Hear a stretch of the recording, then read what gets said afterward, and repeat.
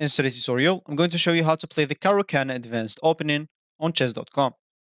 So the first thing that you'd like to do, of course, is just go and open whatever browser you're going to use to follow this tutorial steps with. Here in my case, I'm actually using Brave. But of course, in your case, you can use any other browser could be possibly working for you in your PC. Once you open that browser, make sure to go to this URL section and simply type chess.com and hit the enter button, and that should take you into this page.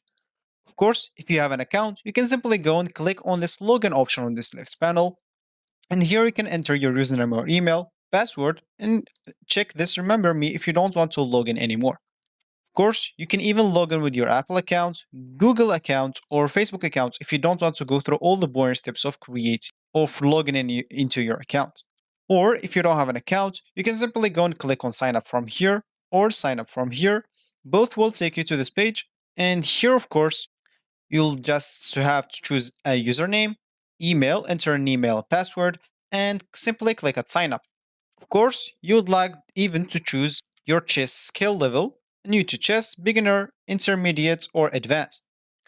And also, you can sign up with Apple, Google, or Facebook, like login if you don't want to go through all the boring steps of this signing up. So once you're logged in into your account or you just created your account, you'll find yourself here in this home screen or the main screen of the chess.com. So as I said in the beginning of this tutorial, I would like to show you how to play the Caro-Kann advanced opening, and of course if you want to do that, let's just get into a board. So the Caro-Kann advanced opening starts with e4, responded by c6 on black.